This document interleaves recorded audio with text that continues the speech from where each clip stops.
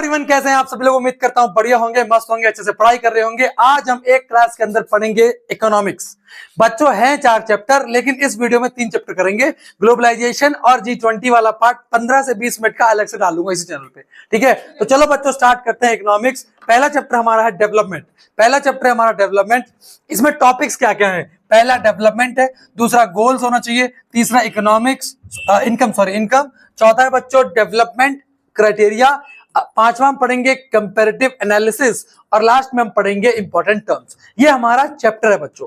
अब सबसे पहले समझते हैं डेवलपमेंट होता क्या है।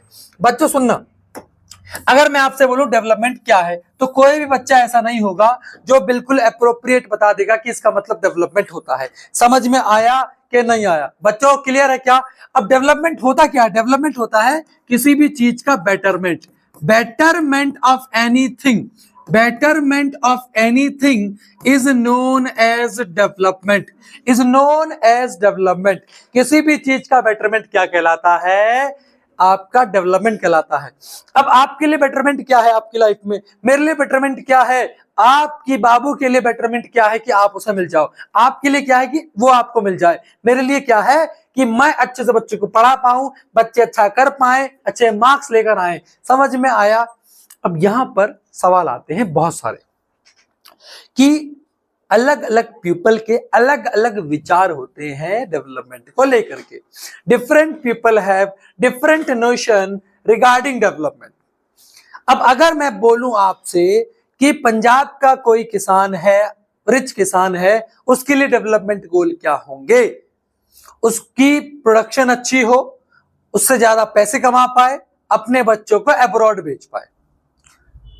एक पुअर पीजेंट जो है, छोटा पीजेंट, छोटा किसान, उसका डेवलपमेंट गोल क्या होगा कि उसको कम खर्चे में, कम प्राइस में क्या मिल जाए? फर्टिलाइजर मिल जाए, उसकी क्रॉप अच्छी हो, उसको वो मार्केट में सही रेट में बेच पाए और बेच करके अपने घर वालों का पालन पोषण कर सके।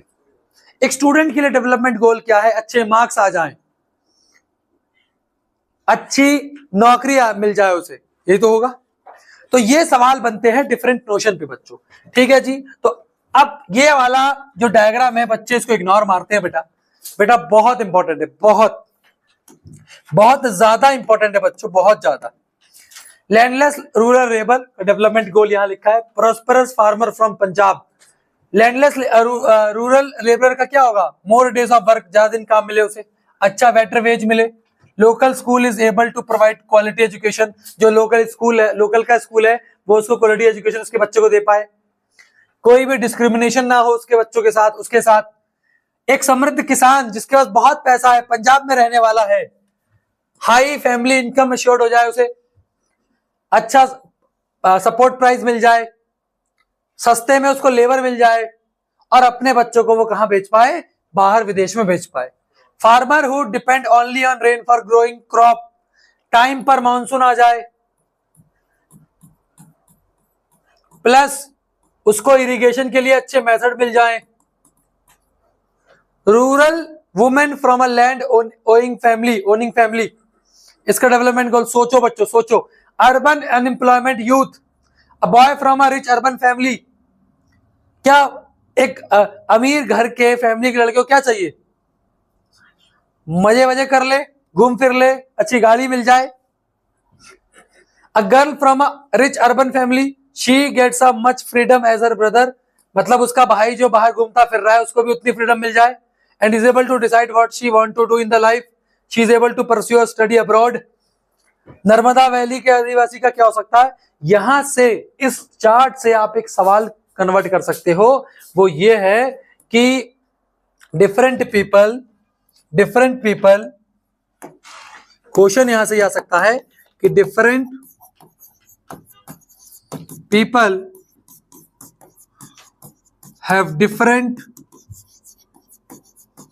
Notion of development. ये सवाल पूछेगा बेटा यहां से। तो ये एग्जांपल्स लिख ले। Betterment of anything is known as development, different people have different notion about development, और ये एग्जांपल लिखोगे। अगर नहीं लिख पाओ तो ये लिखा answer. Different people have different notion of development, explain the statement with example. ठीक है जी, तो ये समझाया मैंने आपको, ये आपको पढ़ना है बच्चों। डन है, डन है, डन है, बोलो डन है क्या? जरूरी नहीं है कि इसको रटो, एक बार रीड करना, खुद भी समझदार हो तो आप अच्छे से इसको कर पाओगे। डन है क्या? बट बच्चों बात यह है कि क्या आपके पास पैसे हो तो क्या आप सारे की सारी सर्विसेज ले पाओगे? सुनो बेटा सुनो, अगर मैं बात करूं गोल्स की, वो तो वेरी करेगा, और यहां पर दो टाइप के गोल्स होते हैं, एक मटेरियलिस्टिक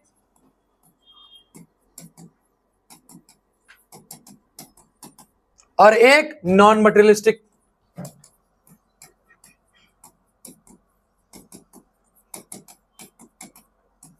डन है बच्चों? मटेरियलिस्टिक जो गोल होते हैं इसको आप मनी से खरीद सकते हैं, पैसे से। एग्जाम्पल कार, घर, गाड़ी, बंगला जिसे कहते हैं, और प्रॉपर्टी, ये सब प्रॉपर्टी हुई। पहली बात तो ये भी प्रॉपर्टी है, और भी बहुत सारी चीजें जो आपके किसको सुख दे, तन को, मन को नहीं, मन की सुखी नहीं है इसमें, तन खुश रहता है इससे। लेकिन कुछ गोल ऐसे होते हैं जिसको आप पैसे से नहीं खरीद सकते। फॉर एग्जाम्पल एक साफ इन्वायरमेंट, क्लीन इन्वायरमेंट, ये सारे गोल, ये नॉन मटेरियलिस्टिक गोल है। फ्रेश एयर, दिल्ली में लोगों के पास पैसा है, क्या खरीद पा रहे हैं फ्रेश एयर? नहीं। सो ये नॉन मटेरियलिस्टिक गोल होगा। इस पे क्या सवाल बनता है? सवाल बच्चों यही बनता है कि मनी आपकी पॉकेट में है, वो सारे गुड्स एंड सर्विसेज नहीं खरीद सकती। सपोर्ट करो एग्जाम्पल को, मतलब सपोर्ट करो इस स्टेटमेंट को एग्जाम्पल के साथ। Income money hand alone is not adequate indicator of material good and services citizen can use. For example, money cannot buy pollution free environment and unadulterated medicine unless a community already has these resources or prevent infection disease. समझ में आ गया? Done है बच्चों? Done है, done है, done है, done है, बोलो। कोई दिक्कत, प्रॉब्लम तो नहीं बच्चों? पक्की बात है क्या? चलिए, अब डेवलपमेंट कौन बताएगा? तो दुनिया भर में दो एजेंसीज हैं जो डेवलपमेंट के बारे में बताती हैं। पहली है United Nation Development Programme UNDP, और दूसरा बताती है आपका वर्ल्ड बैंक। ठीक है जी, ये यूनाइटेड नेशन की बॉडी है UNDP, United Nation Development Programme, और दूसरी वर्ल्ड बैंक। समझ में आया? अब यहां पर लिखी हुई ये चीजें बच्चों, समझाता हूं आपको। चीजें लिखी हैं कि both UNDP and World Bank are involved in the development assistance. UNDP criteria for development is broader and encompasses human development, social progress and environmental sustainability, while the World Bank criteria tend to focus only on economic development and poverty reduction. ये दोनों focus करते हैं, लेकिन criteria क्या है? World bank only use criteria per capita income, यानी कि average income. किसकी बात कर रहा है? ये केवल और केवल किस पर फोकस करता है? एवरेज इनकम पर। ठीक है, लेकिन यूएनडीपी कौन कौन से फैक्टर लेता है? Infant mortality rate, health care, education level. समझ में आया? तो ये सवाल पूछेगा, मैं आपसे बोल रहा हूं कि यहां पर यूएनडीपी और वर्ल्ड बैंक में क्या अंतर है। तो वर्ल्ड बैंक केवल और केवल पर कैपिटा इनकम, जिसको हम एवरेज इनकम कहते हैं, और UNDP infant mortality rate, health care facility, education level को भी देखता है, क्वालिटी ऑफ लाइफ। समझ में आ गया? डन है? कोई दिक्कत बच्चों? तो वर्ल्ड बैंक केवल एक फैक्टर ले रहा है और ये दूसरे फैक्टर्स को भी इंक्लूड कर रहा है बच्चों। डन है क्या? बोलो, कोई दिक्कत, एनी प्रॉब्लम बच्चों? डन है? क्राइटेरिया के लिए आपको याद रखनी है चीजें। चलो अब थोड़ा सा कंपैरेटिव एनालिसिस करते हैं इंडिया के अंदर, पंजाब, केरला, बिहार। ठीक है, लिटरेसी के बेस पे ये सवाल आपसे पूछेगा। पंजाब में लिटरेसी रेट जो है रिलेटिवली हाई है as compare to many Indian state, लेकिन बिल्कुल हाई नहीं है, लेकिन कंपैरेटिवली अच्छा है दूसरे स्टेट से। High literacy rate have contributed to better employment. अब लिटरेसी रेट अच्छा है तो लोगों को रोजगार अच्छा मिला हुआ है। इकोनॉमिक डेवलपमेंट है स्टेट में, इंप्रूव्ड स्टैंडर्ड ऑफ लिविंग, जब पैसा है, देखो एजुकेशन, एजुकेशन से क्या एम्प्लॉयमेंट यानी कि पैसा, और पैसे से क्या बेटर स्टैंडर्ड ऑफ लाइफ।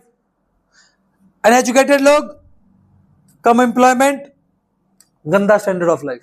समझ में आ गया। Literacy rate Kerala boast the highest literacy rate in India. आपसे अगर पूछे कि highest literacy rate of in India कहां है, तो केरला में है। समझ में आ गया, मतलब 100% के पास में है। अब high literacy rate led to comprehensive social development including better health care, lower poverty rate, higher overall human development index. Bihar historically had one of the lowest literacy rate, पढ़ाई लिखाई में सबसे कम, और जब पढ़ाई लिखाई में सबसे कम बेटा, तो इसका मतलब एम्प्लॉयमेंट के टर्म में भी सबसे कम। आप देख सकते हो बिहार में। अब आप कहोगे सर बिहारी तो तेज होते हैं बेटा, हाँ, जिनको एजुकेशन बहुत अच्छी मिल जाती है। डेवलपमेंट इंपैक्ट क्या है, लोअर लिटरेसी रेट है, जिसकी वजह से कोई भी डेवलपमेंट नहीं हो पाया, इकोनॉमिक ग्रोथ को इफेक्ट हुआ है, लोगों को अच्छी अपॉर्चुनिटी नहीं मिल पाई है, बेकार स्टैंडर्ड ऑफ लाइफ। लेकिन हाल फिलहाल में बिहार में भी क्या देखने को मिला है, इंप्रूवमेंट देखने को मिला है। तो तीनों के तीनों चीज, बिहार, पंजाब और केरला, याद रखना, सबसे टॉप पे केरला, बीच में पंजाब, नीचे आपका बिहार हो गया। अब एग्जाम में आपसे पंजाब हटा करके हरियाणा भी पूछ सकता है, याद रखिएगा। ठीक है जी।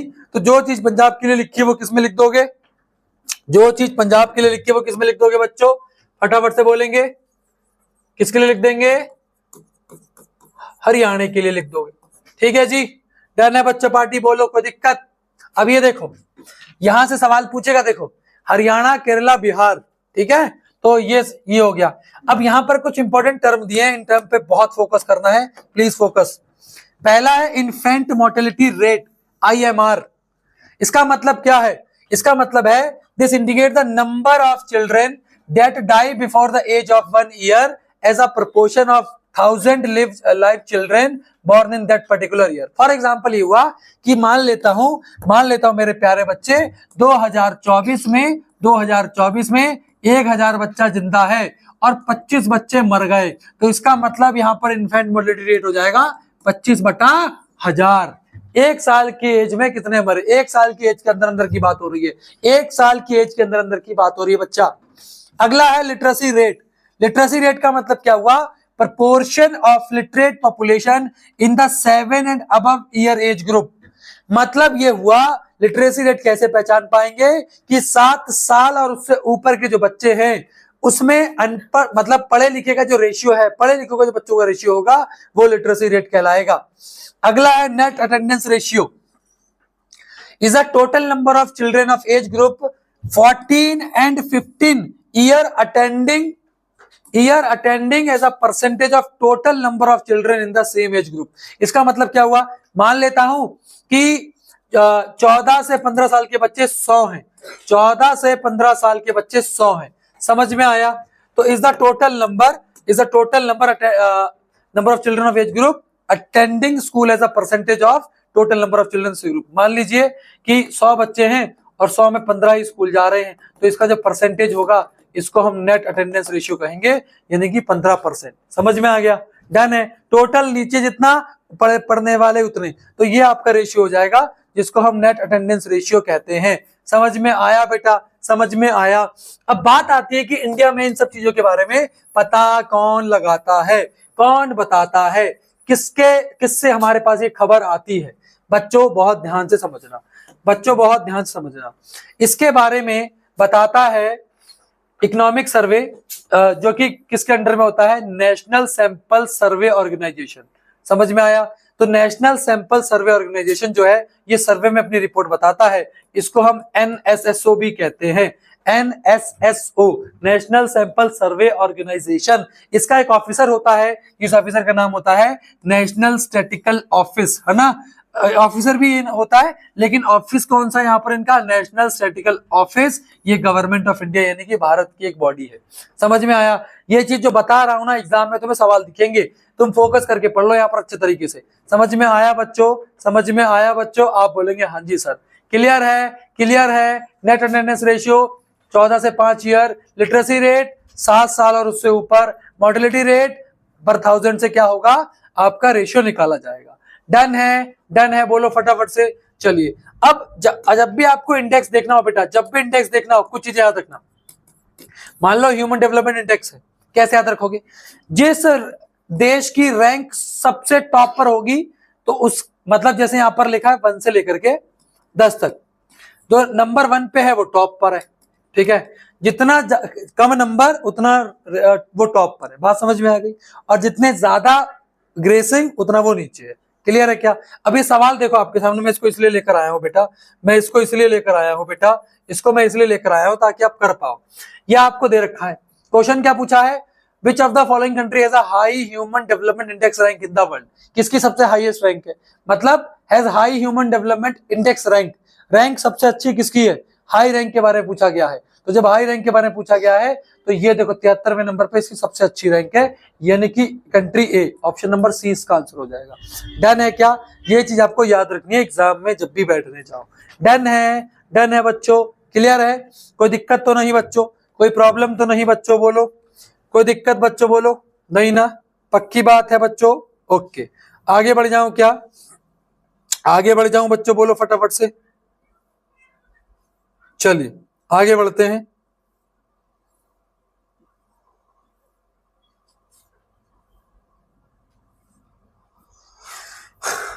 चलिए मैं कुछ लेकर आया था बच्चों आपके लिए, मैं देख रहा हूँ स्लाइड में है कि नहीं है, चलो कोई नहीं। अपनी एनसीईआरटी निकाल लो, एनसीईआरटी के अंदर पेज नंबर 13 में ये जो टेबल दी है, टेबल 1.6, इसको बहुत अच्छे से देखना।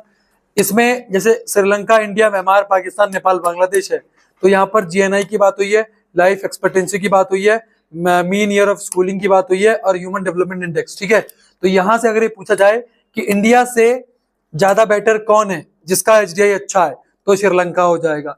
लेकिन अगर इंडिया, म्यांमार, बांग्लादेश, नेपाल दे दिया तो आप ध्यान से चेक करो, इंडिया के बाद यहाँ पर क्या आ रहा है, आपका बांग्लादेश आ रहा है बच्चों, तो याद रखना, ठीक है। तो इसका मैं सीक्वेंस ही बता दूंगा, ह्यूमन डेवलपमेंट इंडेक्स पे याद रखना, यहां से सवाल पूछेगा आपसे, ठीक है। तो सबसे बढ़िया श्रीलंका है, उसके बाद इंडिया है, उसके बाद बांग्लादेश है, फिर आपका म्यांमार है, फिर नेपाल है और सबसे नीचे पाकिस्तान है ह्यूमन डेवलपमेंट इंडेक्स पे। तो ये सवाल पूछ सकता है, इसको अच्छे से करते हुए जाना। डन है बेटा, डन है बेटा, डन है, कोई दिक्कत तो नहीं। चलिए अब आगे बढ़ जाऊं, बोलो बढ़ जाऊं आगे, आप बोलेंगे हाँ जी सर, आगे बढ़िए, ठीक है ना। चलिए चलो बच्चों, चलिए बच्चों आगे बढ़ते हैं।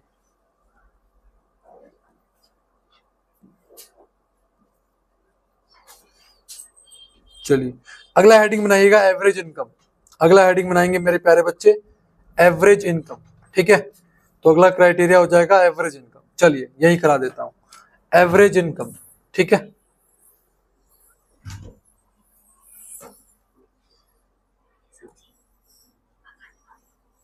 एवरेज इनकम, ठीक है बच्चों। तो अगला टॉपिक है एवरेज इनकम, ठीक है, एवरेज इनकम, ठीक है। चलो तो एवरेज इनकम को अपन पर कैपिटा इनकम भी कहते हैं, पर कैपिटा इनकम भी कहते हैं। तो अगला हेडिंग बनाएंगे एवरेज इनकम, ठीक है। इस पे न्यूमेरिकल आएगा बेटा, एवरेज इनकम यानी कि पर कैपिटा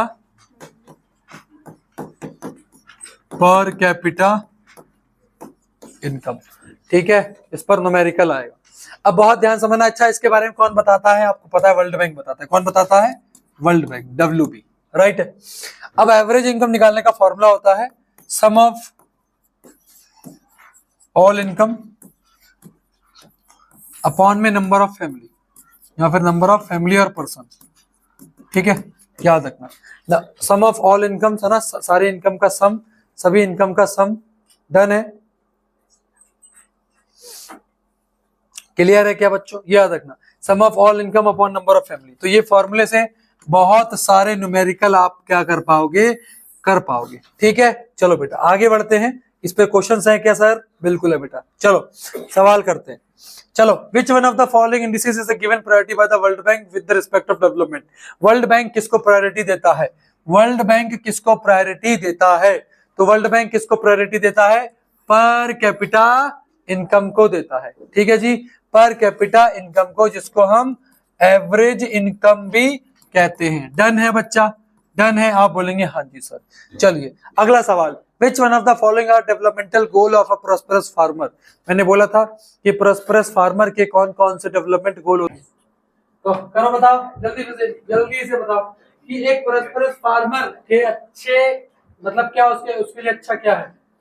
क्या वो काम करने जाएगा? मोर डेज ऑफ वर्क, तो चौथा तो नहीं होना चाहिए, चौथा नहीं होना चाहिए, मतलब दोनों हटा दो। ठीक है, उसका सेकंड थर्ड, फर्स्ट सेकंड, बहुत ध्यान देखो। अब थर्ड में देखो, assured high family income, high support prices for crop, तो सेकंड और थर्ड मुझे सही लग रहा है ना। फर्स्ट को अगर मैं नहीं, बेटर वेजेस, वेज क्यों मिलेगा यार उसे, तो सेकंड और थर्ड आंसर हो जाएगा, यानी कि ऑप्शन नंबर ए। डन है क्या? डन है, बोलो कोई दिक्कत, कोई प्रॉब्लम तो नहीं? तो ऐसे सवाल पूछेगा बेटा, पूछेगा, मैं बता रहा हूँ। ठीक है, तो सेकंड और थर्ड बिल्कुल सही आंसर है, उसको सपोर्ट प्राइस अच्छा मिले और फैमिली इनकम अच्छी मिल जाए। डन है क्या? चलो अगला सवाल, बेटा कॉपी पेन उठाना पड़ेगा। अज्यूम, मैं एक बात पक्की कह रहा हूँ, इस पर तुम्हें न्यूमेरिकल दिखना है, पक्की बात है, एवरेज इनकम पर न्यूमेरिकल दिखेगा। If the income of 3-4 families are 2000, 5000, 3000, 6000, तो 2000, 5000, 3000 और 6000, कितने लोग हैं? कितने आदमी थे? 4, तो 5 2 7 3 10 16, 16,000 बटे 4, आंसर आएगा 4000। 4000 क्लियर है? तुम्हें करना पड़ेगा, तुम्हें मेहनत लगानी पड़ेगी। डन है बच्चों, फोकस लगाओ बेटा, फोकस करो बेटा, करो। चलो, choose the correct option regarding body mass index. जो बॉडी मास इंडेक्स होता है वो एज और हाइट का रेशियो बताता है, तो ये बॉडी कंपोजिशन के बारे में बताता है। Option number C, option number C याद रखना, बॉडी कंपोजिशन के बारे में बताता है बॉडी मास इंडेक्स, यानी कि एज और वेट और हाइट का क्या अनुपात है। आगे बढ़ते हैं, अगला सवाल, which of the following is a key indicator used to measure a country's development। Country के डेवलपमेंट के लिए कौन सा मेजर देखा जाता है? Primary production, net domestic production, या फिर सेकेंडरी प्रोडक्शन? तो gross domestic production, sorry gross domestic product, इसको हम जीडीपी भी कहते हैं। जीडीपी का मतलब होता है ग्रॉस डोमेस्टिक प्रोडक्ट। एक साल के अंदर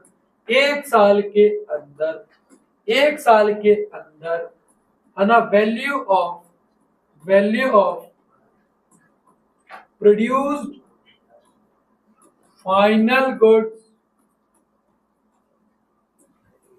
and services, value of produced final goods and services within a year in country is called GDP। समझ में आ गया? जो वैल्यू है एक साल के अंदर एक कंट्री के गुड्स एंड सर्विसेज की, जो एक साल के अंदर प्रोड्यूस हुई है, उसे हम जीडीपी कहते हैं।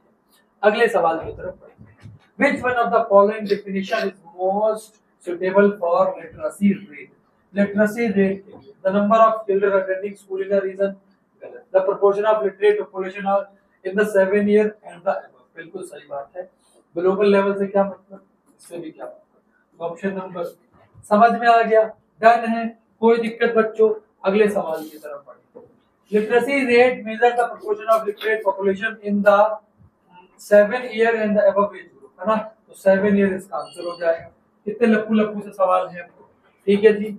On which of the following basis does the United Nations Development Program UNDP publish the Human Development Report? Manufacturing से कोई मतलब नहीं, जीडीपी टेक्नोलॉजी ना, नेशनल इनकम, हेल्थ, बैंकिंग से क्या मतलब है? तो education, health and per capita income, education, health and per capita income. Done है बच्चा पार्टी, बोलो बच्चों बोलो, कोई दिक्कत? आप बोलेंगे नहीं सर, हमें यहाँ पर कोई भी दिक्कत नहीं है मास्टर। अगला सवाल देखेंगे, 10,000, 20,000, 30,000 और 40,000, 40, 30, 70, 90, 1 लाख। 1 लाख बट्टे 4 करोगे 25,000 इनकम हो जाएगी। 25 इस क्वेश्चन का आंसर। डन है बच्चों, डन है, बोलो कोई दिक्कत तो नहीं? आप बोलेंगे नहीं सर, हमें इस बात से कोई भी प्रॉब्लम नहीं है। डन है क्या? अगला सवाल, read the following statement about HD, Human Development, and choose the correct option. It is a composite index prepared by United Nations Development Program. United Nations Development Program, यानी कि पहला तो बिल्कुल सही है, तो पहला बिल्कुल सही है, इन दोनों को हटा देना। Parameters to measure it are longevity, literacy and per capita income. Longevity का मतलब होता है कि कितना जी रहे हो आप। Countries are ranked according to development and low developing countries.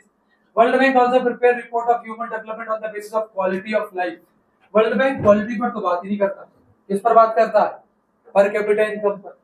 तो इसका मतलब चौथे से तो है, चौथा फर्स्ट एंड थर्ड, फर्स्ट और सेकंड, बहुत प्यारा सवाल। Countries are ranked according to developed and low developed, नहीं डेवलप्ड और लो डेवलप्ड कोई मतलब नहीं, ठीक है जी। तो क्या हो जाएगा बेटा? सेकंड नंबर हो जाएगा।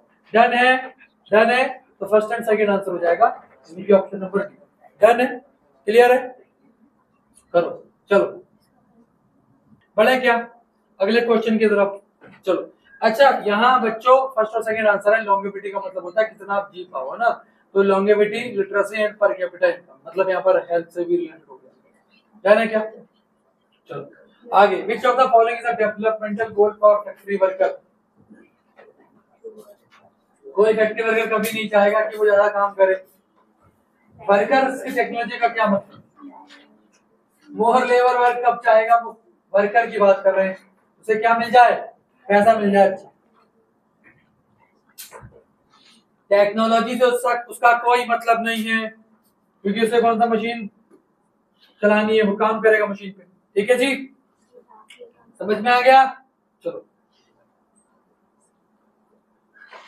Assume there are 4 family, 6 4 7 3। देखो, अगर मैं मैथमेटिक्स पढ़ाता हूँ, मुझे पता है मैं इसको बिना पढ़े सॉल्व कर सकता हूँ, बट आपको वैसे करना है।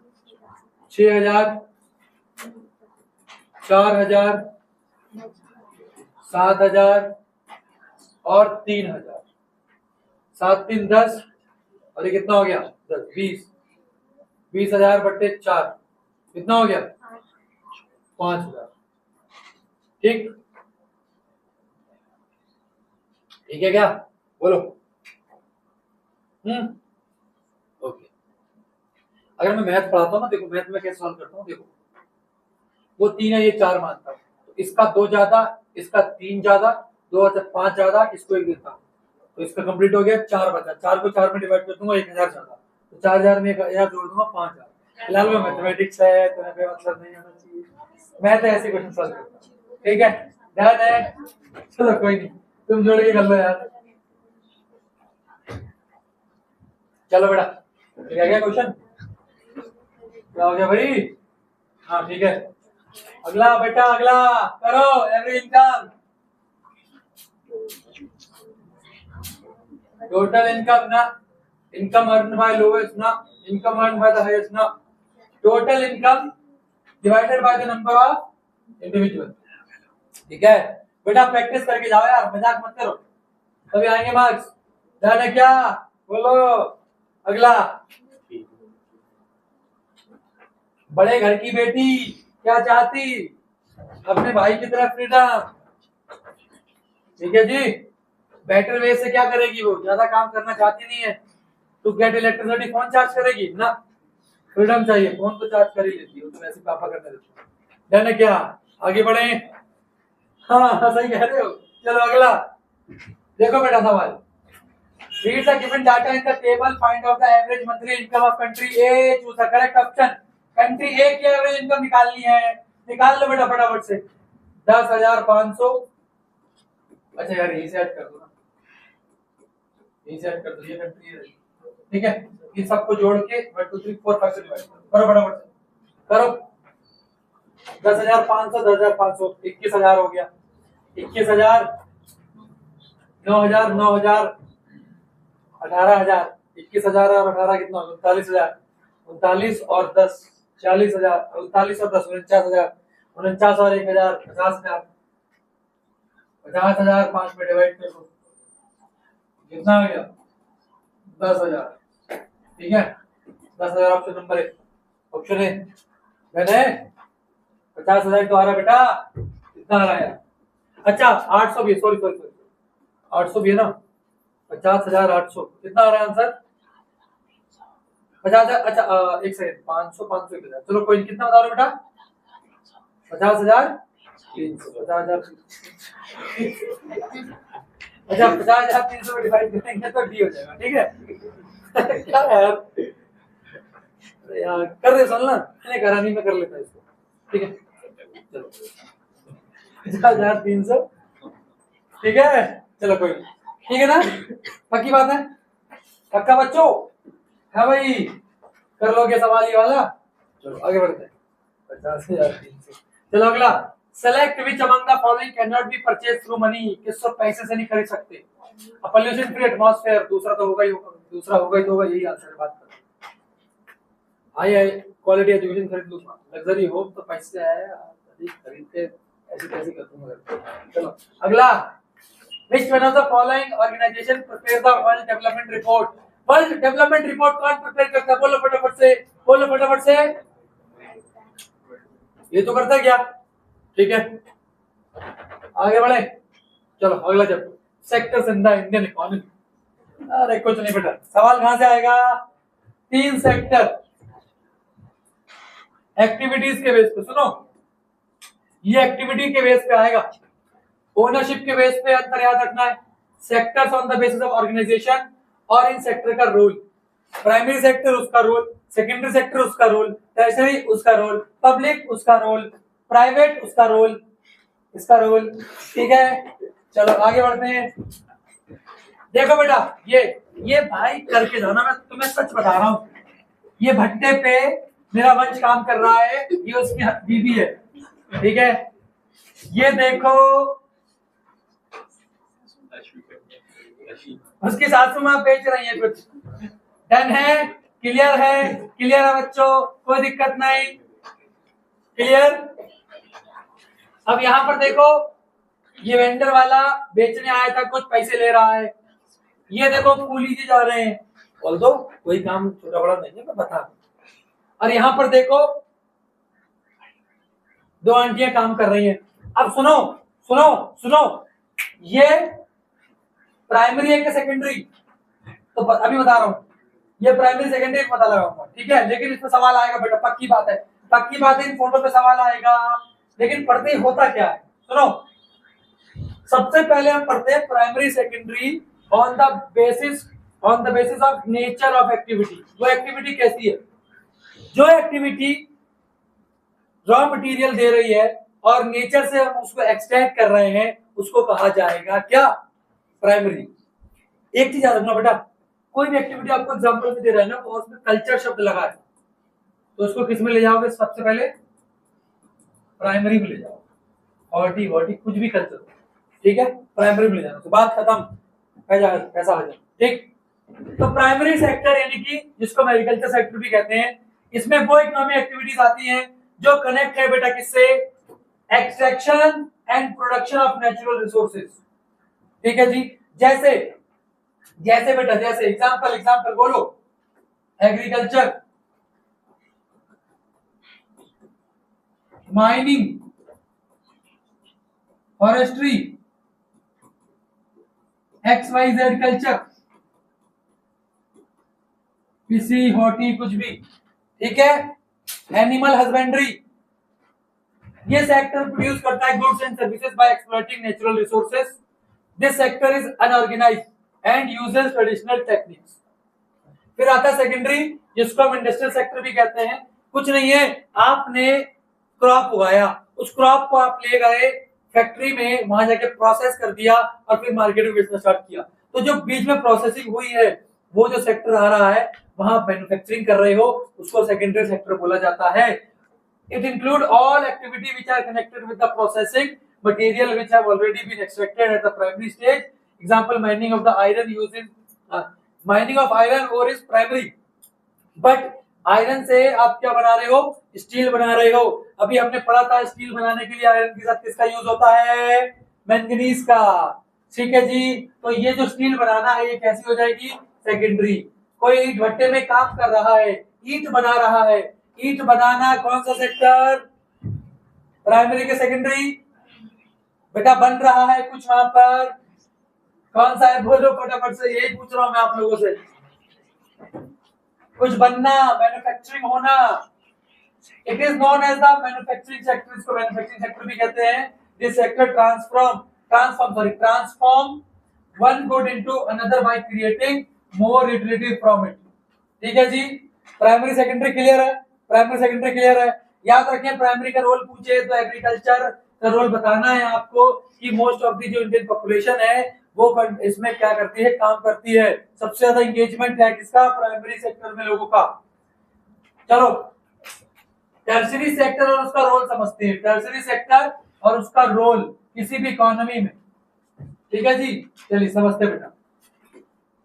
Tertiary sector has become the largest producer in India because various kind of services such as hospital, educational institution, post, telegraph services, transport, bank, insurance company, ATM, ये सारी की सारी चीजें किसमें आती है, टर्शरी सेक्टर में आती है। ये वो सेक्टर कहलाता है जो मैन्युफैक्चरिंग के बाद उसकी सर्विस प्रोवाइड करता है। ये वो सेक्टर कहलाता है जो मैन्युफैक्चरिंग के बाद क्या प्रोवाइड करता है मेरे प्यारे बच्चे, क्या प्रोवाइड करता है, सर्विस सेक्टर। इसीलिए टर्शरी सेक्टर को मेरे प्यारे बच्चे क्या कहते हैं, सर्विस सेक्टर कहते हैं। और तो ये कोई भी प्रोडक्शन नहीं करता लेकिन हेल्प करता है और सपोर्ट करता है प्रोडक्शन में थ्रू ट्रांसपोर्टेशन। जब तक कोई चीज बनेगी नहीं, लोगों तक पहुंचेगी नहीं, तब तक वो दोबारा कोई उसे और बनाएगा नहीं। समझ में आया कि नहीं। और किसी भी कंट्री का जो डेवलपमेंट है वो आप देख के बता पाओगे टर्शरी सेक्टर से, प्राइमरी सेकेंडरी से नहीं। जितना ज्यादा वेल डेवलप होगा टर्शरी सेक्टर, क्योंकि वो सर्विस प्रोवाइड कर रहा है, उतनी ही अच्छी क्या होगी कंट्री की ग्रोथ और डेवलपमेंट। डन है क्या नहीं। चलो लेकिन याद रखेंगे greater the development of primary and secondary sector more would be the demand for services. The development of agriculture and industry lead to the development of services such as transport, trade and storage. जितना ज्यादा किसी country का पहला और दूसरा sector develop होगा उतना अच्छा उसका टर्शरी सेक्टर होगा। समझ में आया। अभी मैं मुद्दे पे नहीं पढ़ूंगा, लेकिन अगले साल जब पढ़ाऊंगा इनको अच्छे से डिटेल में कहने का मतलब है अगले साल से मैं एसएसटी इस प्लेटफॉर्म पे पूरे अच्छे से पढ़ाऊंगा। बट अभी आपका एग्जाम है और वो बता रहा हूँ जो पेपर में आएगा, इसके अलावा किसी भी मुहिम में नहीं पढ़ना। ठीक है जी, समझ में आ रहा है कि नहीं। डन है बेटा, डन है। चलो अब समझते हैं हम सेक्टर्स को on the basis of ownership. On the basis of ownership के बेस पर अब हम समझते हैं मेरे प्यारे बच्चे, किसे समझेंगे, सेक्टर को समझेंगे। पब्लिक सेक्टर गवर्नमेंट के द्वारा ओन होता है और ये काम किसके लिए करता है, पब्लिक वेलफेयर के लिए करता है। Controlled and managed by the government. और पब्लिक वेलफेयर यानी कि जन कल्याण। कल्याण का मतलब होता है लोगों का भला करना। ठीक है जी, जैसे एजुकेशन प्रोवाइड करना, हेल्थ इशू को जो आपके सरकारी हॉस्पिटल होते हैं, ठीक है, सरकारी स्कूल में फूड भी दिया जाता है, सिक्योरिटी दी जाती है लोगों को, ये सब किसका काम है, पब्लिक सेक्टर का काम है। एग्जाम्पल ले लो बेटा, इंडियन रेलवे। प्राइवेट सेक्टर की अगर मैं बात करूं तो ये कुछ लोगों के द्वारा चलाया जाता है और इस सेक्टर का जो एम होता है वो प्रॉफिट कमाना होता है, ना कि कल्याण करना। जैसे रिलायंस है, तुम्हें क्या लगता है कि वो कल्याण के लिए? नहीं, उनका एम क्या है, प्रॉफिट कमाना। कोई एडटेक कंपनी है, उसका एम क्या, प्रॉफिट कमाना। तुम्हें क्या लगता है, फ्री शिक्षा बोल बोल के तुम्हें फ्री शिक्षा दी जा रही है? कहाँ दी जा रही है बताओ, कहाँ दी जा रही है, वेयर? अरे मैं नहीं पढ़ाता फ्री में कहीं, और यूट्यूब पे पढ़ाता हूँ। ठीक है, समझ में आ रहा है कि नहीं बेटा, क्लियर है।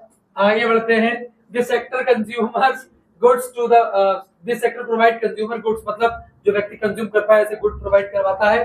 दूसरा रिलायंस किसको, ये सारे एग्जांपल है किसके बच्चों, प्राइवेट सेक्टर के। ये डेफिनेटली याद होना चाहिए 3 मार्क्स का सवाल एज इट इज आपको बोर्ड में ये आया हुआ दिखाई देगा। समझ में आया कि नहीं?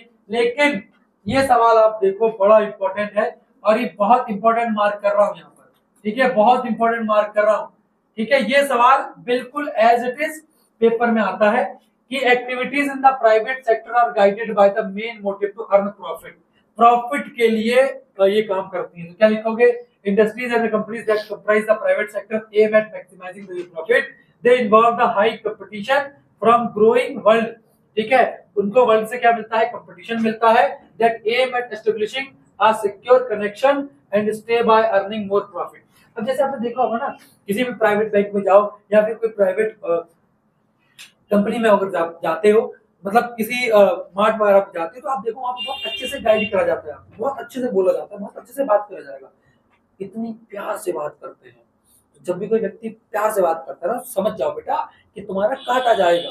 क्लियर है कि नहीं? तो बहुत प्यार से तुम्हारे साथ खुश होकर बात करी जाती है। सर जी, सर बैठिए, सर चेयर सर, पानी सर, कुछ को लेंगे सर, ये सारी चीजें क्यों है? वो इसीलिए। समझ में आया? It can be more related to the people working in the private sector who is bound to provide a service of more than 9 hours a day to survive, है ना? It can be more related to the people working in the private sector। जो भी लोग private sector में काम करते हैं उनको बोला जाता है कि बेटा 9 घंटे से ज्यादा काम करना है। तुम देख सकते हो कि ज्यादा काम, इसीलिए जो कॉर्पोरेट में काम करते हैं ना बेटा, जो कॉर्पोरेट में काम करते हैं ना, उन्हें पता लगता है कि उनकी जिंदगी कैसी है। समझ में आया? पूरा मतलब देखो यार, वो कहते हैं ना कि यार देखो यार, मुझे एक बात बताओ, सरकारी नौकरी क्यों करना चाहते हो? क्यों करना चाहते हो? वेलफेयर के लिए। तो यार कोई पुलिस में जाना चाहता है ना, कोई इंस्पेक्टर बनना चाहता है, कोई कुछ बनना चाहता है, क्या भले के लिए? भाई कौन सा भला? सब ऑर्डर पे चलते हैं, तुम्हारा भला नहीं होने वाला। सरकारी नौकरी व्यक्ति करना ही इसलिए चाहता है कि उसको ये जो प्राइवेट कंपनी का एक्सप्लॉयटेशन है वो ना झेलना पड़े, प्लस उसको डर ना रहे, उसको एक सिक्योरिटी जॉब मिलती है, सिक्योर जॉब होती है वो, बिल्कुल कोई हटा ना पाए उसे, अपनी मनमर्जी कर पाए। मनमर्जी का मतलब लोगों के साथ, उसके ऊपर तो बहुत ज्यादा एक्सप्लोरेशन उसके ऊपर वाले करते हैं। समझ में आया? तो ये चीज आपको याद रखनी है, बहुत इंपॉर्टेंट सवाल है। Describe the role of public sector in the economic development of the country. देखो अब तक मैंने आपको बताया प्राइवेट सेक्टर का बता दिया था एम, यहाँ पर किसका रोल पूछ रहा है? पब्लिक सेक्टर का। तो पब्लिक सेक्टर का रोल क्या है? Private sector cannot sustain its production or business unless the government provides subsidies to support it। Private sector अपने बिजनेस को कर ही नहीं पाएगा जब तक गवर्नमेंट उसको सब्सिडी नहीं देती। The government support both farmers and consumers. Government support करती है। ये जो सपोर्ट मिल रहा है कहां से मिल रहा है? पब्लिक सेक्टर से मिल रहा है, सरकार कर रही है। ये जो आपका पब्लिक सेक्टर क्या प्रोवाइड करवाता है? Health, free education facilities, running proper school and providing quality education. Although quality education नहीं है, ये सरकार को यहाँ पर काम करने की जरूरत है, बट एग्जाम में आप लिखना है इसको।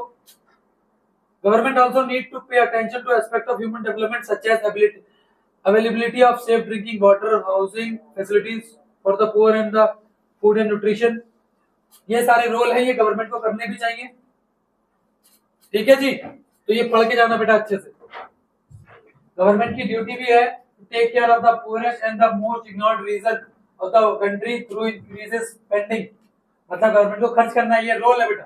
गवर्नमेंट का रोल है कि गवर्नमेंट क्या करे, गवर्नमेंट क्या करे कि ऐसे एरिया में भी अपना खर्चा करे जो मेन स्ट्रीम में नहीं आए। मेन स्ट्रीम का मतलब बेटा कि डेवलपमेंट उनमें अच्छे से नहीं हुआ। ठीक है जी, डन है, आगे बढ़े। What efforts are being made by the government to increase employment in the urban areas? शहरी क्षेत्रों में एम्प्लॉयमेंट को इंक्रीज करने के लिए कौन कौन से कदम उठाए हैं सरकार ने? Invest in basic industries which provide mass employment. सुनो, सरकार ने उठाने क्या करने चाहिए, सॉरी क्या करने चाहिए? 3 मार्क्स का सवाल, 3 मार्क्स में 3 से 4 पॉइंट याद करने कि सरकार को रोजगार पैदा करने के लिए कौन कौन से कदम उठाने चाहिए। पहला कदम, इन्वेस्ट करे इंडस्ट्री में, जिसकी वजह से लोगों को क्या मिलेगा? एम्प्लॉयमेंट। दूसरा, ट्रांसपोर्टेशन अच्छा करे, ठीक है, जिसकी वजह से जब वो ट्रांसपोर्टेशन अच्छा होगा तो लोग काम पे आएंगे, उनको क्या मिलेगा? रोजगार मिलेगा। फिर अपने कोर्स में, एजुकेशन कोर्स में कुछ ऐसा डाला जाए जिसकी वजह से लोगों का इंटरेस्ट बढ़े, प्लस उनके अंदर एक क्या पैदा हो बेटा, क्या पैदा हो, स्किल पैदा हो। ठीक है बच्चों, डन है क्या, बोलो बच्चों कोई प्रॉब्लम? ठीक है जी, चलो तो अगला क्या है, इनको टूरिज्म प्रमोट करना चाहिए और जिसकी वजह से लोगों को जॉब मिलेगी। कैसे होगा सर ये? टूरिज्म प्रमोट करने से जॉब कैसे, जो जॉब का क्या संबंध है? जब टूरिज्म प्रमोट होगा, लोकल जैसे नैनीताल जैसे एरिया में लोग घूमने जाते हैं, तो जब टूरिस्ट वहां जाते हैं तो आसपास के होटल में लोग कमरे लेते हैं, तो इंफ्रास्ट्रक्चर बिल्ड होगा, तो वहां जब लोकल लेवल पे लोगों को क्या मिलेगा, रोजगार मिलना स्टार्ट होगा। ठीक है जी, डन है क्या? कोई भी 3 पॉइंट यहाँ पे अच्छे से याद कर लेना बेटा। डन है, डन है बच्चे। चलो अगला यहां से सवाल पूछता है, बहुत इंपॉर्टेंट है कि differentiate between organise and unorganise sector. ठीक है, तो ये था on the basis of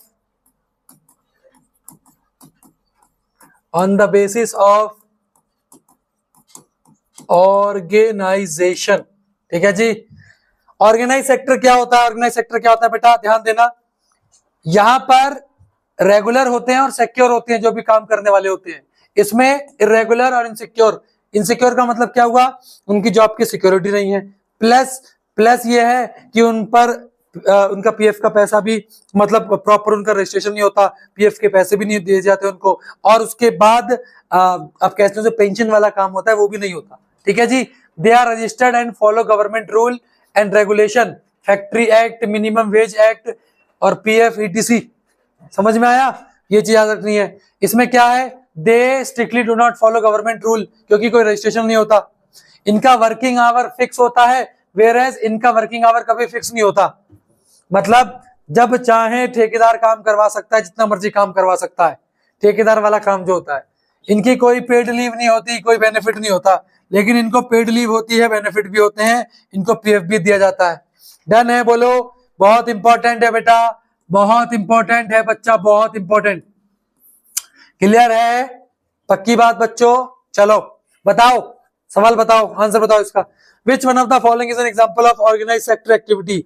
organise sector activity, handloom weaver working in a house ना, head load worker carrying cement ना, फार्मर इरिगेटिंग दिस फील्ड ना, teacher taking classes in the government school. ठीक है जी, डन है बच्चे? क्लियर है क्या? Clear है, बहुत बढ़िया, आगे बढ़ते हैं। Which one of the following pair is correctly match? Tailor, tailor primary का नहीं है, टेलर सर्विस प्रोवाइड कर रहा है, टेलर टर्शरी का है बेटा। फिशरमैन सेकेंडरी का नहीं है, फिशरमैन किसका है? प्राइमरी का। एस्ट्रोनॉट टर्शरी का है, कुरियर वाला कुरियर वाला तो सर्विस सेक्टर ना, कुरियर वाला टर्शरी, एस्ट्रोनॉट टर्शरी का है, तो पेयर सी इज करेक्ट। ठीक है, ठीक है, सर्विस में आएगा बेटा। डन है, अब पता लग गया, कॉपी में नोट कर लेना इसे। डन है क्या बेटा? चलो आगे बढ़ते हैं। Which one of the following enterprises belong to the organise sector? Which one of the following enterprises? Municipal, cottage, street vendor, independent freelance. Organise मतलब गवर्नमेंट से रिलेटेड है, तो म्युनिसिपल, सॉरी म्युनिसिपल कह रहा हूं, मल्टीनेशनल कॉर्पोरेशन, ये ऑर्गेनाइज है, एमएनसी कंपनीज होती है जो मल्टीनेशनल कंपनीज। ठीक है, मल्टीनेशनल कंपनीज। चलो, primary, secondary, tertiary sectors are divided on the which basis? Nature of employment, nature of income, nature of ownership या नेचर ऑफ एक्टिविटीज? स्टार्टिंग में बता दिया मैंने, एक्टिविटीज के बेस पे। ठीक है, बताओ, ये हमारा प्यारा सा बच्चा वंश है, ये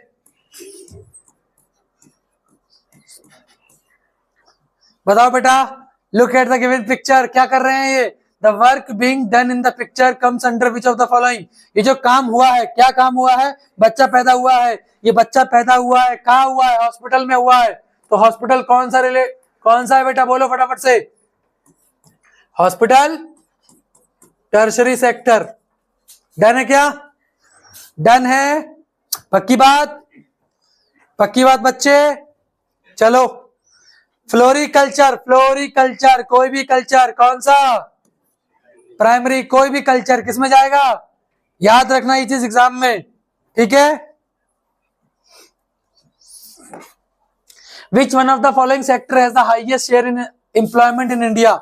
एम्प्लॉयमेंट में कौन सा सेक्टर सबसे ऊपर है भैया, एग्रीकल्चर में सब लोग इंक्लूड है, और जब सब लोग एग्रीकल्चर में तो कौन सा सेक्टर, प्राइमरी सेक्टर, ठीक है। अच्छा अगर पूछता हाईएस्ट शेयर के बाद हाईएस्ट स्किल, स्किल्ड में क्या आ जाएगा, टर्शरी, सबसे ज्यादा स्किल्ड वर्कर। बताओ, ये तो हमारा वंश था यार, बड़ा हो गया था और काम भी करने लग गया था, क्योंकि पढ़ता लिखता था नहीं। बोलो, अरे मजाक कर रहा हूं बेटा, सारी बुरी मत मान जाना, ठीक है, मैं मजाक करता हूँ, बाकी मैं भला चाहता हूँ तुम्हारा, कि मैं तो चाहता हूँ कि वंश ऐसे काम ना करे, अच्छा एक ऑफिसर बने बड़ा होकर के। तो क्या काम कर रहा है भैया बताओ, प्राइमरी सेक्टर का है। देखो ये प्राइमरी सेक्टर का नहीं है, ठीक है, ऑर्गेनाइज का भी नहीं है, पब्लिक सेक्टर भी नहीं है, कैसा है, अनऑर्गेनाइज, ठीक है बेटा, कौन सा है, अनऑर्गेनाइज, ठीक है जी, प्राइमरी का नहीं, ये सेकेंडरी में जाएगा, मैन्युफैक्चरिंग में, क्या अनऑर्गेनाइज है बेटा। कैसे, अच्छा बेटा कैसे, पहली चीज ये भट्टे का काम है, ठीक है,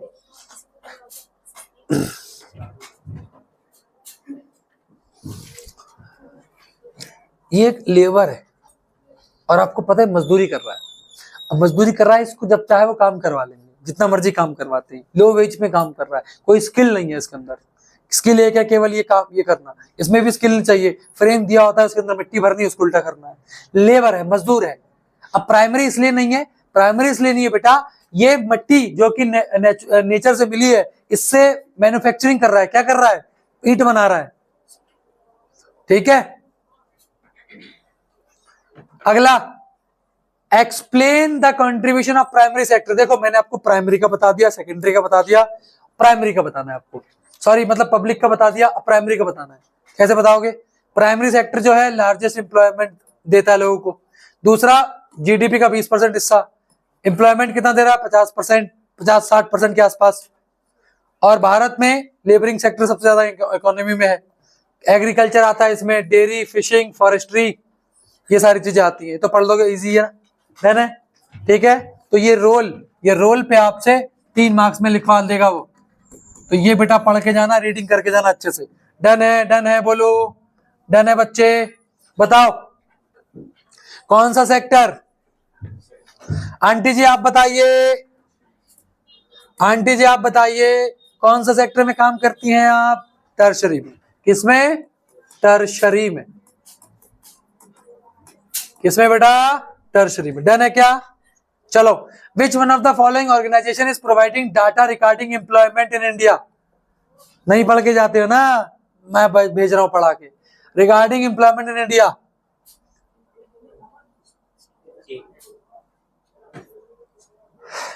ग्राफ पढ़ाया थोड़ी देर पहले, नेशनल स्टैटिस्टिकल ऑफिस, किसके अंडर में आता है ये, मतलब NSSO, national sample survey organisation, ये किसमें अपनी देते हैं रिपोर्ट, इकोनॉमिक सर्वे में, ठीक है जी, डन है बेटा, डन है।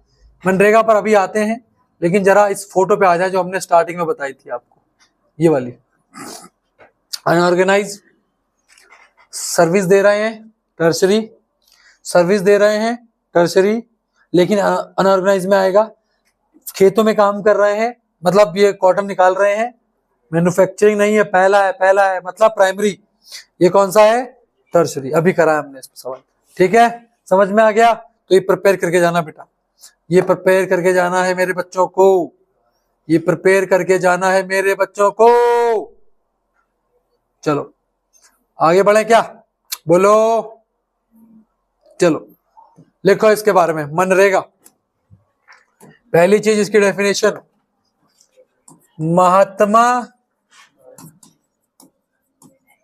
Gandhi national rural employment guarantee act कब आया, 2005, क्या प्रोविजन है? 100 days work in a year. ठीक है जी, क्लियर है? कोई दिक्कत? कोई दिक्कत? तो 2005। ठीक है जी, डन है, याद कर लेंगे, पक्की बात। बहुत बढ़िया। तो अगला चैप्टर है हमारा मनी।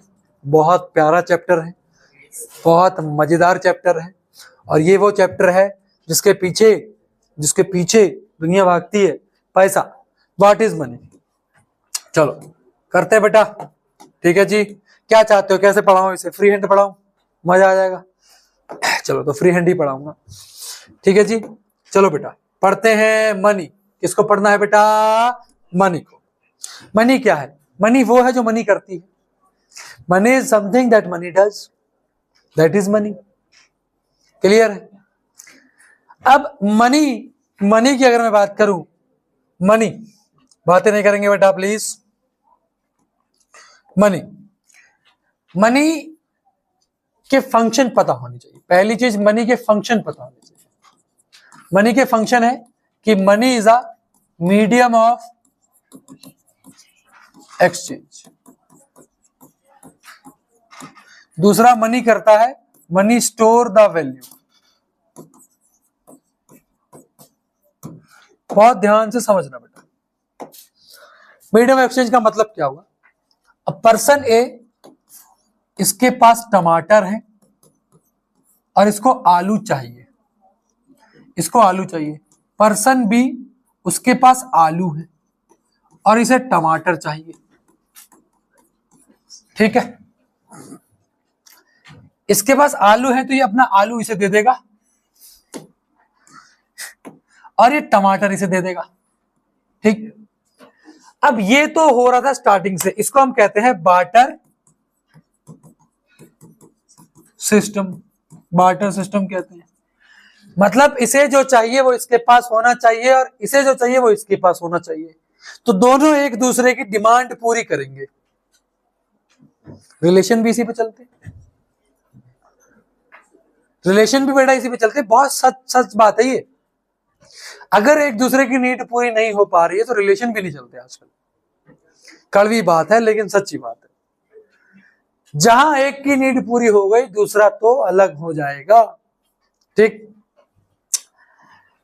मतलब अगर एक की नीड पूरी नहीं हो रही है, एक की हो रही है, तो रिलेशन भी वहां टूटेंगे।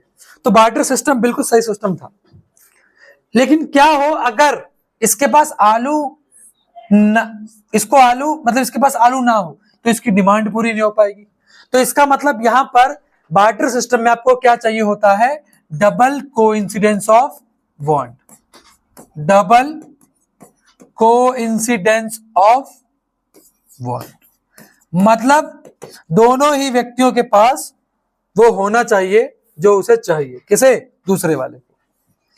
दूसरी चीज ये, इस सिस्टम में गलत ये था बेटा, इस सिस्टम में गलत ये था कि अगर मान लो यार ये टमाटर इसके पास है और इसको आलू चाहिए, तो ये कब तक आलू वाले व्यक्ति को ढूंढेगा?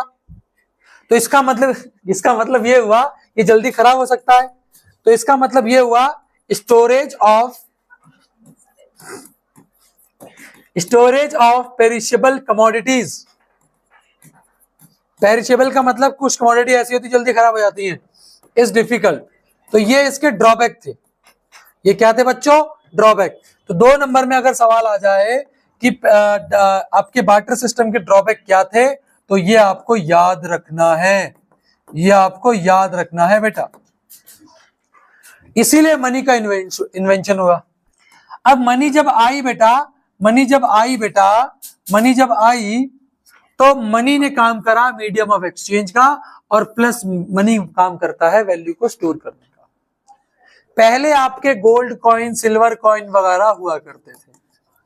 ठीक है, बार्टर सिस्टम के बाद कॉइन आए, गोल्ड कॉइन, सिल्वर कॉइन, ठीक है, कॉपर कॉइन, ईटीसी आए। बट ये मॉडर्न फॉर्म ऑफ करेंसी नहीं थी। इसके बाद आती है मॉडर्न फॉर्म ऑफ करेंसी। इसके बाद क्या आती है? Modern form of currency. Modern form of currency जिसमें क्या क्या आया? कॉइन्स आए, जिसमें क्या क्या आया, नोट्स आए। अब भारत में ये कॉइन्स और नोट्स इन दोनों को ऑथराइज करने की रिस्पॉन्सिबिलिटी है रिजर्व बैंक ऑफ इंडिया के पास। किसके पास है, रिजर्व बैंक ऑफ इंडिया के पास। बट याद रखेंगे कॉइन में, सुनो एक चीज याद रखना, रिजर्व बैंक का तो काम ये है, ठीक है, लेकिन एक चीज याद रखना कि कॉइन की अगर मैं बात करूं तो सारे के सारे कॉइन प्लस 1 रुपए का नोट, याद रखेंगे सारे के सारे कॉइन और 1 रुपए का नोट ऑथराइजेशन देती है इसको सेंट्रल गवर्नमेंट, यानी कि गवर्नमेंट ऑफ इंडिया। फिर से बोल रहा हूं, सारे के सारे कॉइन और 1 रुपए का नोट, इसको ऑथराइजेशन कौन देता है, आपकी गवर्नमेंट ऑफ इंडिया। ये चीज याद रखेंगे बच्चों, गवर्नमेंट ऑफ इंडिया। समझ में आ गया, सारे के सारे कॉइन और 1 रुपए का नोट, इसको ऑथराइजेशन कौन देता है, गवर्नमेंट ऑफ इंडिया। ये था आपके मनी के बारे में, समझ में आ गया आपको, इससे बाहर कुछ नहीं आएगा मनी में से। लेकिन अगला है बैंकिंग सिस्टम, ठीक है जी। अब देखो बेटा, जो मैंने कॉइन्स की बात करी, ये अलरेडी पंचमार्क कॉइन हुआ करते थे, ये गुप्ता कॉइन, ये तुगलक डायनेस्टी के टाइम पे तुगलक कॉइन्स, फिर ये नीचे मॉडर्न कॉइन आ गया। इस मॉडर्न कॉइन को ऑथराइज देती है गवर्नमेंट ऑफ इंडिया। समझ में आ गया, इशू कौन करता है, गवर्नमेंट ऑफ इंडिया। ठीक है जी, समझ में आ गया नहीं, चलो अब मैं बैंकिंग से समझाता हूं, पहले ही समझ लो। अब यहां पर ये चेक पे सवाल आता है बेटा, मैं बता रहा हूं, प्रिपेयर कर लो। नीचे ये जो लिखा है ये बैंकिंग कोड होता है, ये बैंक का कोड होता है, और ये चेक नंबर होता है। कोड यूज्ड बाय बैंक्स, ये कोड होगा, चेक नंबर इस तरफ होगा। यहां पर लिखा जाता है अकाउंट नंबर। ये पे करना है किसे, प्रेम कुमार को करना है, ठीक है जी, पे का नाम यहाँ पर पे करना है किसे, प्रेम कुमार को। यहाँ कितने पैसे पे करने हैं वो आता है बेटा, यहाँ कितने पैसे पे करने हैं, और ये जिस डेट को पे करने हैं उसकी डेट यहाँ पर आएगी। और यहाँ पर होता है बैंक ब्रांच कोड, ये वाला, ये जो कोड होता है ये बैंक ब्रांच कोड होता है। समझ में आ गया बेटा, done. Cheque number, code used by the banks, bank branch code, account number, और यहाँ पर आपका जिसको पे करना है। समझ में आ गया, डन है, कोई दिक्कत, इसके पीछे 2 साइन होते हैं जिसका ये अकाउंट है। समझ में आ गया, क्लियर है, कोई दिक्कत तो नहीं। चलिए तो इस पे चेक करते हैं। अब बात करते हैं बैंकिंग सिस्टम में, बहुत ध्यान से देखना, सुनो। अब मान लो आपको पैसा चाहिए, यू वांट मनी,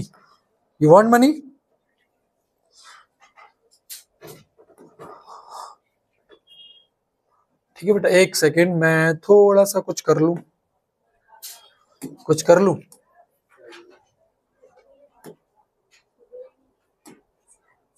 चलो इस पे कर लेता हूं, ठीक है। देखना बेटा, इस पे कल अच्छा लग रहा ना, चलो इस पे कर लेता हूं, ठीक है बेटा, बहुत ध्यान से देखना। सुनो, अब यहां पर आता है बैंक के बारे में समझते हैं थोड़ा सा। बैंक क्या है, बैंक एक मीडिएटर का काम कर रहा है। बैंक क्या है, तो बैंक एक मीडिएटर का काम कर रहा है, जिसके पास पैसे का सरप्लस है, और जिसको पैसा चाहिए, हु नीड मनी, ठीक है, समझ में आया। तो यहां पर जिसके पास सरप्लस है वो अपना पैसा कहां जाके देगा, बैंक में सबमिट कराएगा, और बैंक इसको एवज में कुछ इंटरेस्ट देगा, लेट से 5%, ठीक है। अगर 100 रुपए देगा तो 5% इसको बैंक वापस देगा, यानी कि 105 देगा। अब बैंक क्या करेगा, इस पैसे को दे देगा जिसे जरूरत होगी, इसको वो 10% पे दे देगा, ठीक है, ये इसको दे देगा। इसका मतलब ये हुआ कि बैंक ने यहां पर पैसा दिया, तो बैंक ने लैंड किया, और नीड जिसको पैसा चाहिए था वो कहलाएगा बोरोवर। क्या कहलाएगा, बोरोवर। समझ में आ गया। तो यहां पर बैंक को क्या प्रॉफिट हो रहा है, बैंक को प्रॉफिट हो रहा है कि जो पैसा उसने बोरोवर को दिया है और जो पैसा उसने सरप्लस वाले को वापस करना है, इन दोनों के बीच का जो डिफरेंस है बेटा, ये कहलाएगा बैंक का प्रॉफिट, समझ में आया, क्लियर है क्या, समझ में आ गया, डन है क्या, क्लियर है, कोई दिक्कत तो नहीं। चलो अब समझना ध्यान से, बैंक में जब हम पैसा डिपॉजिट करते हैं, बैंक में जब हम पैसा डिपॉजिट करते हैं, अच्छा बैंक में पैसा डिपॉजिट क्यों करेंगे, हमारे पास पैसे का सरप्लस होगा तब, ठीक है। तो जब भी हम किसी बैंक में पैसा बैंक में पैसा देंगे तो वहां पर डिपॉजिट जो होंगे वो दो टाइप के होते हैं। डिपॉजिट दो टाइप के होते हैं, एक होता है डिमांड डिपॉजिट जो हमको कभी भी डिमांड करने पर मिल जाए, एक होता है डिमांड डिपॉजिट जो हमको कभी भी डिमांड करने पर मिल जाए, और ये मिलता है किसके थ्रू बेटा, चेक के थ्रू मिलता है। ये किसके थ्रू मिलता है, चेक के थ्रू, यहाँ पर आप जाके फिजिकली ले सकते हो। और दूसरा डिपॉजिट होता है फिक्स डिपॉजिट, ये पैसा फिक्स होता है बिल्कुल एग्जैक्ट टाइम के लिए, ठीक है, ये पैसा फिक्स होता है एग्जैक्ट टाइम के लिए, कितने समय तक हमको चाहिए। ये पैसा आप कब निकाल पाते हो, जब उस टाइम की मैच्योरिटी हो जाती है। मैच्योरिटी का मतलब हुआ कि जब टाइम पीरियड पूरा हो जाएगा। चेक के बारे में बता दिया मैंने आपको, फिक्स के बारे में बता दिया। डन है क्या, क्लियर है, कोई दिक्कत तो नहीं, आप बोलेंगे हाँ जी सर हमको यहाँ पर कोई भी प्रॉब्लम नहीं है। चलिए बेटा, अब इस कंसेप्ट को मैंने बताया था आपको, कौन से कंसेप्ट को सर, ये वाले को, अरे ये कलर बदल के फिर आ गया, रंग बदलता है भाई, चलो कोई बात नहीं, चलो डन है क्या बेटा, आओ ये देखना बेटा बहुत ध्यान से। अब बैंक किसका काम कर रहा है, बहुत ध्यान से देखना, बैंक वही काम कर रहा था, ये डिपॉजिटर और ये जिसको पैसा चाहिए उसको बोरोवर कहा जाएगा, ठीक है। तो ये पैसा देंगे, इसको थोड़ा सा लोन देगा, इसको पैसा देंगे, इससे लोन लेगा, ये बैंक हो गया, ये बैंक का प्रॉफिट है, ये बैंक का प्रॉफिट है। अब बात करते हैं कि सबसे ज्यादा पैसा कौन लेता है। सुनो, sources of credit in rural India, सबसे ज्यादा पैसा जो लोन में देता है वो कमर्शियल बैंक घुमाते हैं, ठीक है जी। उसके बाद ये सारी मनी लेंडर हो गया, बैंक पैसा देते हैं, उसके बाद मनी लेंडर्स हो गए, समझ में आ गया। बैंक जो है ये एक फॉर्मल सेक्टर में आता है क्योंकि ये गवर्नमेंट के कंट्रोल में होता है, और जो मनी लेंडर्स हैं ये आपके इनफॉर्मल सेक्टर में आएंगे।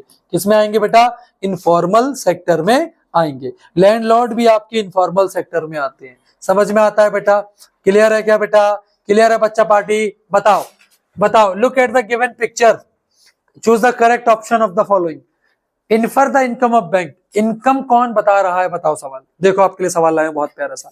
The difference between amount deposited by the depositor and borrowed by the borrower, the difference of amount of interest between what is charge from the borrower and what is paid to the depositor. हाँ यही है बेटा, amount of interest between what is charge from the borrower and what is paid to the depositor. यहां पर interest नहीं, amount deposit by depositor and borrowed by the borrower. For example यार मैंने 100 रुपए जमा करे, लेने वाला 10 ले गया, तो ये थोड़ी होगा बैंक का, वो इंटरेस्ट की बात हो रही है, इंटरेस्ट, यहां पर इंटरेस्ट होता है, वो जो रेट बता रहा था मैं आपको, ठीक है, समझ में आ गया। तो ये आप अपनी कॉपी में प्यार से लिख लेना कि ये होती है बैंक की अर्निंग, ये होती है बैंक की अर्निंग, इसको बहुत प्यार से लिख लेना अपनी कॉपी में, ये होती है बैंक की अर्निंग। डन है, ये होती है बैंक की अर्निंग, क्लियर है क्या, बोलो कोई दिक्कत बच्चा पार्टी, कोई दिक्कत। चलो functions of RBI, reserve bank of India के फंक्शन, पहला फंक्शन ये नोट इशू करता है, दूसरा ये बैंकों को गवर्नमेंट को पैसा देता है, तीसरा ये बैंकों को रेगुलेट करता है, क्योंकि जो आरबीआई है इसके अंडर में सारी बैंकें आती हैं।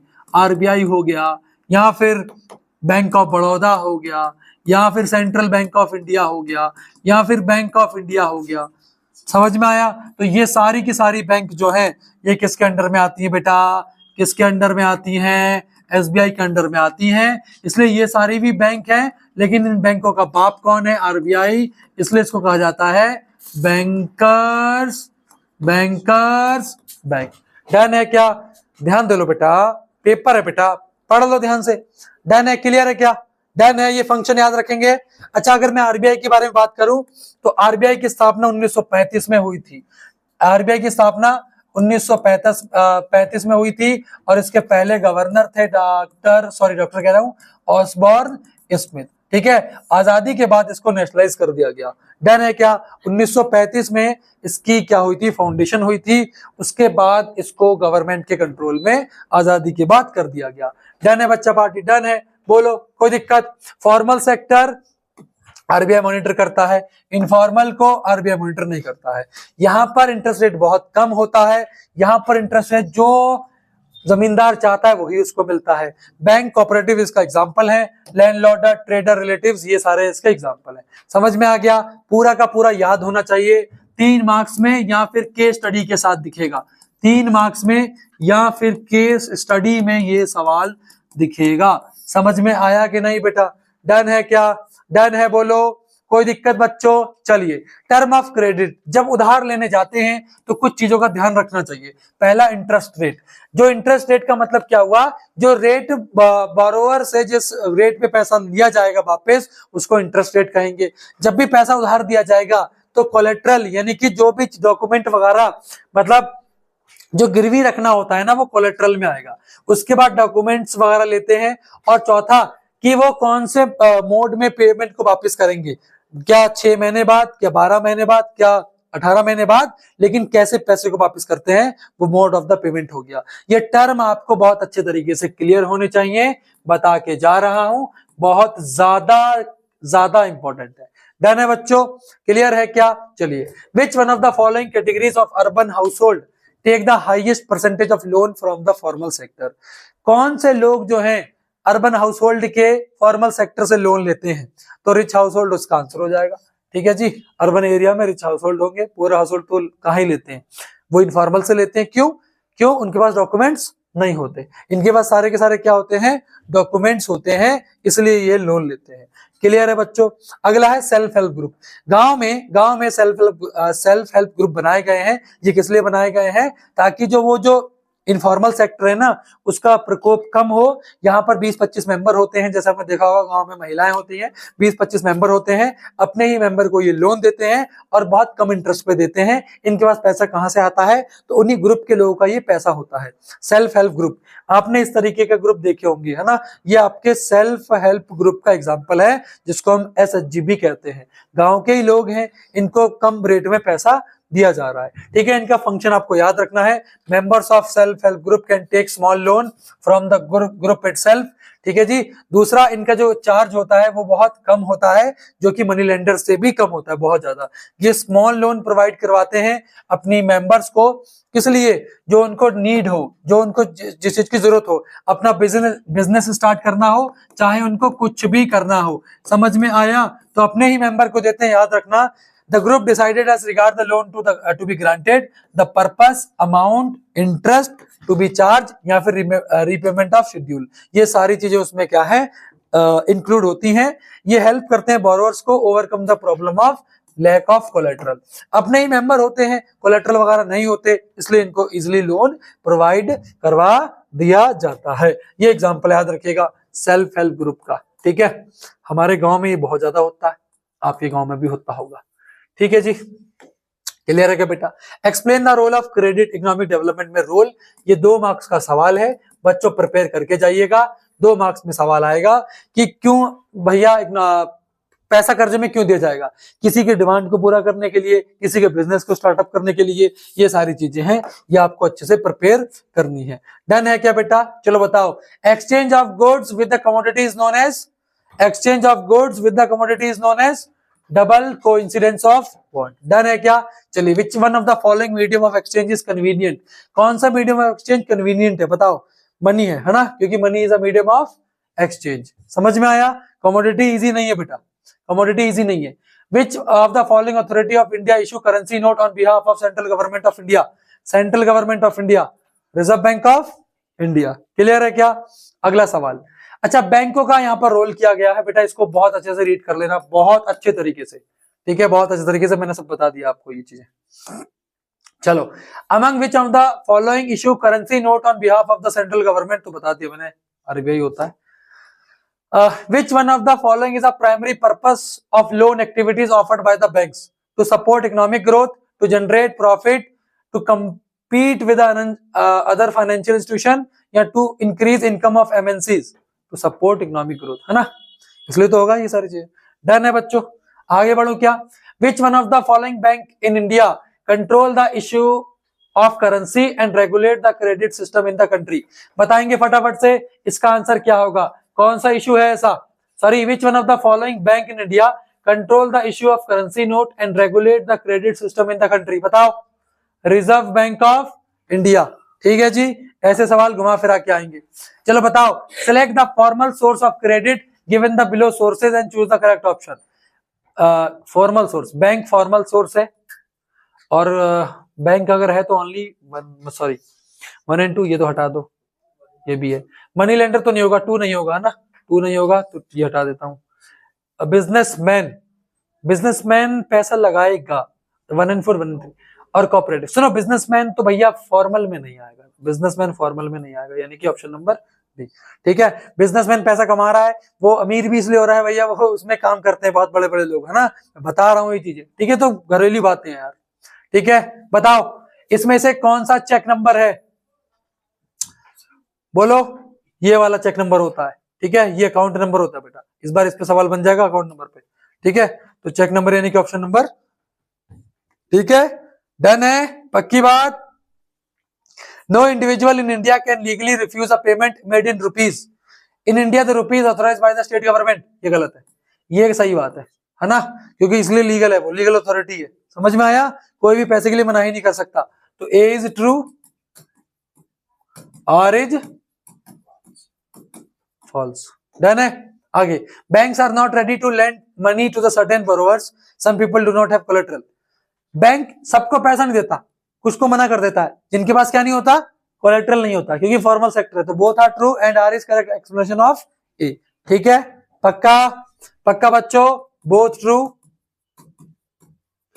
And R is correct explanation of A. बढ़ जाऊं बेटा आगे। Rural poor families are still dependent on informal source of credit for obtaining loans from bank, collaterals and special documents are required. हाँ भैया, भाई बात तो सही है दोनों, लेकिन एक्सप्लेनेशन सही नहीं है। ठीक है जी, पक्की बात, ए और आर दोनों सही है भाई, लेकिन एक्सप्लेनेशन सही नहीं है। Rural families are still dependent on informal sector source of credit.